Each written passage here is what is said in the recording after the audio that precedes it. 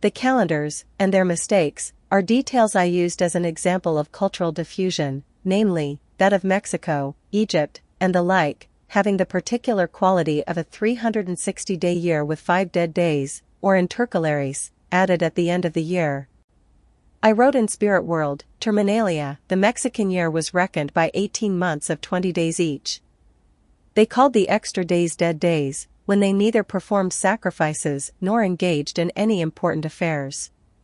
This means they reckoned a 365-day year, but kept a civil calendar of 360 days, just like Egypt and other cultures on different continents. But the way Sir Joseph Norman Lockyer phrased the subject made me consider that everything we think we know about the way these cultures reckoned their year may be chalked up to the beliefs of the archaeologists or scholars of the day, and not necessarily accurate. He wrote, Don Astor. Page 243, whether the Egyptians brought their year with them or invented it in the Nile Valley, there is a belief that it at first consisted of 360 days only, that is, 5.25 days too little. It is more likely that they brought the lunar month with them, taking it roughly as 30 days, 30 times 12 is equal to 360, than that they began with such an erroneous notion of the true length of the solar year, seeing that in Egypt, above all countries in the world, owing to the regularity of the inundation, the true length could have been so easily determined, so soon as that regularity was recognized. We must not in these questions forget to put ourselves in the place of these pioneers of astronomy and civilization. If we do this, we shall soon see how many difficulties were involved in determining the true length of such a cycle as a year, when not only modern appliances, but all just ideas too, were of necessity lacking. Since 360 days do not represent the true length of the year, it is clear that any nation which uses such a year as that will find the seasons and festivals sweeping through the year. Further, such a year is absolutely useless for the agriculturist or the gardener, because after a time the same month, to say nothing of the same day of the month, will not mean reaping time, will not mean sowing time, or anything else. Still, it is right that I should state that all authorities are not agreed as to the use of this year of 360 days, at all events, during the times within our ken, Celtic word for knowledge. He cited Ideler, who wrote, Chronology, page 70, I do not hesitate to declare that the existence of such a time cycle, used without reference to the course of the sun or moon simply for the sake of simple figures, is extremely doubtful to me.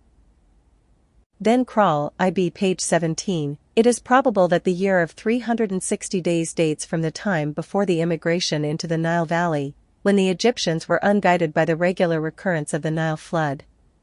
In any case, this must soon have convinced the priests that the 360 days year did not agree with the facts. But it is well known to everybody familiar with these things how long a period may be required before such determinations are practically realized, especially with a people so conservative of ancient usages as the Egyptians. The following raises my suspicion because any time I see things like trilingual inscriptions, it indicates something that is too convenient for the status quo to interpret, and then write history, solving the issues that would normally arise from encountering a foreign ancient culture. Further complicating matters is the weight these trilingual inscriptions have regarding the interpretation of history, yet the lack of historical accounts for the creation of such accomplishments during the era in which they were supposedly made. Lockyer added, page 244, and on this ground, apparently, he joins issue with the authorities already quoted. The Egyptian monuments have contradicted Ideler in this respect. The trilingual inscription of Tanis testifies expressly that it has only later become usual to add the 5 epigomenies, that, therefore, the year originally had 360 days, which were divided into 12 months of 30 days each. There are 2 outcomes. 1. The trilingual inscription of Tanis is authentic and the Egyptians had 360 days, to which they later added 5 intercalary days, or 2. The trilingual inscription of Tanis is not authentic, and the 360-day year used by the Egyptians is still a topic of uncertainty. Higgins wrote, Anak. Volume 1, page 492, the more Rosetta triplicate stones there are found, the more the difficulty will be increased of accounting for the blindness of Clemens and Strabo. Then again on page 493, M. Champollion was sent to Egypt, by Charles X, to search for inscriptions, and of course, with the perfect approbation of the Jesuits. He kept up a close correspondence with the well-known Duc de Blancas, ambassador from France at Rome, and his discoveries, as described by the Marquis Benito, exhibit, in every part, a predetermination to support the Mosaic system, and this also creeps out from the Marquis perpetually in his lectures. It is critical to understand that if the Rosetta Stones are forgeries, then the ability to interpret the hieroglyphics is a result of fraud. It brings into question their authenticity because they correspond to Greek letters. Prepare yourself for a discovery of an artifact or a mistake that sets off a domino effect which will cascade into a whole era of history being established as fantasy.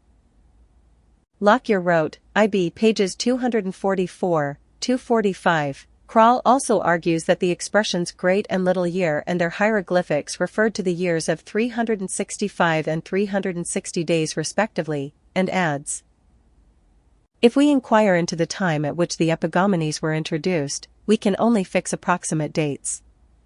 If the calendars of the mastabas, complete as they are, do not mention the epigomenes, whereas inscriptions of the period of the Amenemhats refer to them, this can only be due to the circumstance that the epigomenes were only introduced in the meantime, but probably nearer the upper than the lower limit. For the sake of completeness, we may mention that, according to Censorinus, the 5 epigomenes were introduced by the king Armenon. Louth conjectures that Armenon is identical with Amenemhat I, under whom the epigomenes are first met with. But since, between Nitocris and Amenemhat I, there is a period of 500 years void of records, and the name Armenon has nothing to do with Amenemhat, we can hardly share this view. Appreciate that a period of 500 years void of records is 2 centuries longer than the history of America. It is entirely inconsistent with reality, which means there is a cover-up, or it means the chronological records accompanied by a 500-year gap are likely forgeries where massive mistakes were made. For those interested in learning about or exposing these subjects, and much more, invest in the Spirit World series and the Real Universal Empire. On the other side, we will address the controversial reason as to how the 360-day calendar could have been used while known to be wrong. Become a member to access the rest of this article.